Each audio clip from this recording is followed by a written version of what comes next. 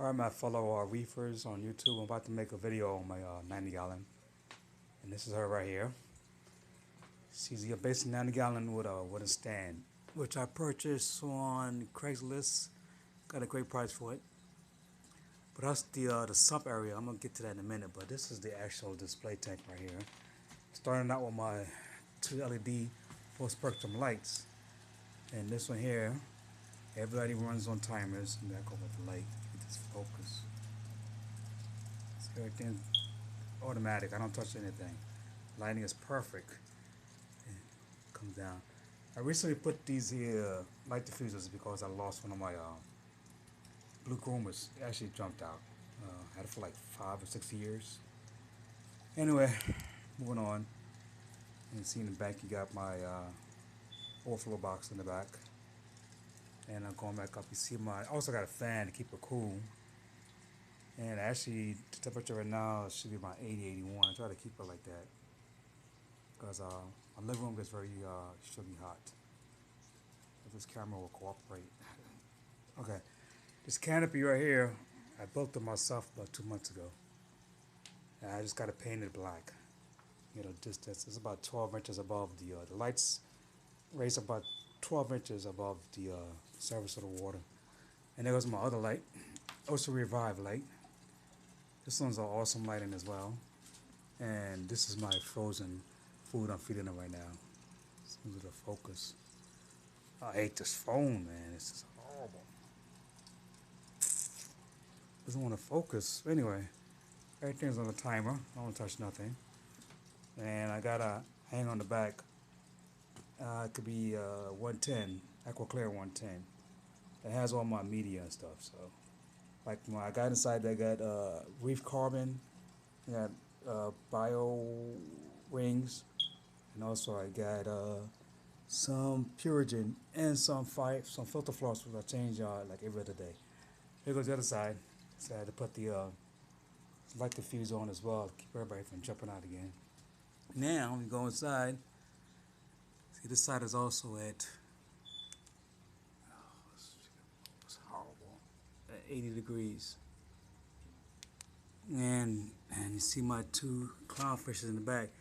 If you look closely, they have a clutch of eggs on the glass panel on the back. You see right there? They always doing that, laying eggs. I leave them alone. You see that? I tried to do the separate thing with having them in a tank, and it just, after 4 or 5 tries, I just kind of gave up. So I let them do their thing. Well, here goes the live rockets finally getting purple coralline algae after what, 2 years. I still got some a long way to go, but the coralline algae is finally starting to appear. And there goes one of my corals, and there goes the other evidence. That guy there's a pain in the butt. He think he owns a joint. Anyway, he got my nice water flow. You see the water flowing nicely. And there goes my blue groomers. I had 7, like I said. 1 jumped out, then I bought 4 small ones. Another small one jumped out. So I don't know what's wrong with this guy. Like coming to suicide. Anyway, overflow box finally got some purple going on in there too as well. And you see my other damsel right there. This guy's been in the tank about a good 9 years. But this tank has only been running for 2 years. I originally had all these guys in a 55 gallons. I upgraded from a 55 to this 90 gallon. And it's a nice setup, you know. A lot of work. Try to do one like a conch, give it that real ocean feel. And you know, there's the sand bed. Got some snails in there, and I got some natural snails. All of them actually under the sand right now. But as soon as nighttime fall, I drop down some of the shrimp pellets, and they'll come out. Okay, now give you another view of it on the side. Everybody's still mingling. Now I'm gonna go down to the sump, and I have the Aquarium ProFlex sump number 2. And you see I got 2 filter socks area.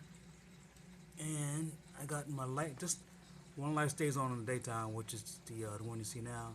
I just turned on the green and blue LED just for purpose of making this video. But there goes what's inside the sump. And I got some crustaceans in there. Well, I just cleaned it out yesterday because I had an overflow of bristle worms. It was just too many bristle worms. And you can see right there in the corner, I still got some more. And it was taking over this refugium area. So that's the sandbag. I just cleaned it out yesterday. And here goes my skimmer, which is pulling out a whole bunch of gook. This is a Marineland skimmer. I got this off of eBay. Excellent price. Was used, and she's been working fine for 2 years now. Actually going on 3, because this tank was set up in 2013. So yeah, she's been running pretty good. So 2.5 years. Then I got all my lighting in the back, everything set up right there. Then also, I have my auto top off the sensor, which is right there. I don't want to show you about the sensor. Excuse how dirty the tank is. I'm trying to clean it off. Just clean off. But that's the sensor right there. It's still dirty. You really can't see nothing. Let me clean it off some more. Yeah, see, that's the sensor right there. Go down underneath it. Anyway, that's the sensor, and it runs right here to the auto top off. And that's the ATO Smart Controller. Excellent. Now, she tells me the water's low. And I got my 5-gallon auto top off reservoir right to the left side of my sump. And that's RODI water as well. You know, and then also I'm running carbon, as you could tell. I'm running carbon in my Phosbane reactor 150. Just, you know, a little boiling going on, but I actually put that in a couple of days ago because that GFO was kind of messy. It just got all over the place. If you open up the valve on top with GFO, then it's gonna fly all inside and it's a mess. It's best to let the GFO or the carbon soak with some RODI water for about a good hour. We're gonna absorb that. So once you put it in, it'll drop down. But you see, you got some good flow in the carbon. You know. And you can pan out, you can see the sump. Everything's working just fine. You know.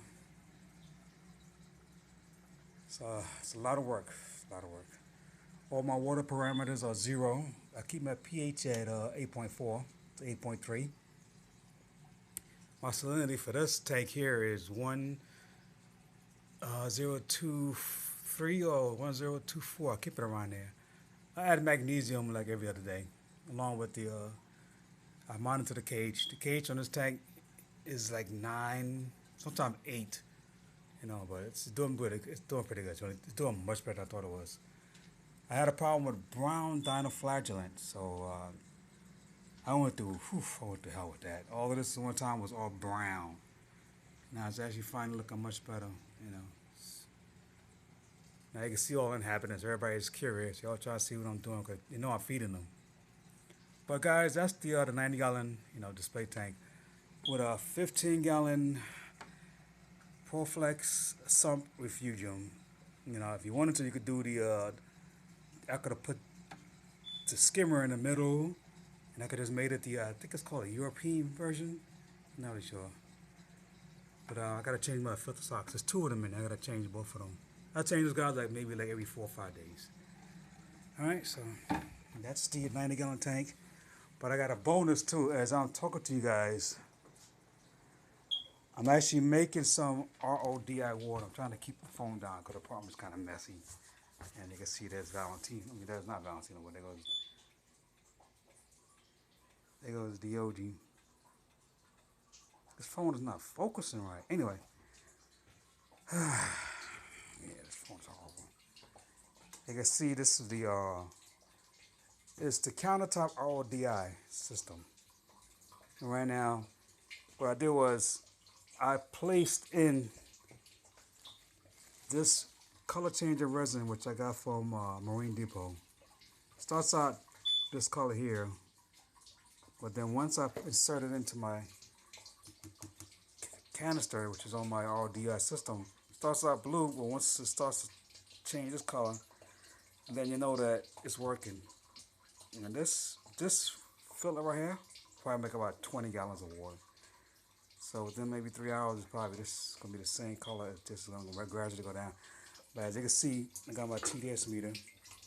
I can actually go in there turn it on, and hold it. Then I'm gonna go in and I'm gonna take a reading of my water. And as I come out, it's 0. That's what you want, 0. Okay? They got a nice flow. And you see the water's going in. This is going in. It's flowing in nice and neat. When it's all filled up, it's gonna be nice and blue for the ocean. But that's my RODI system, and this makes, I think it's like 50 gallons per day, or 75 gallons per day. This basically goes right to the sink. Hook it right here, and you got the waste water. Use that for your planting or whatever.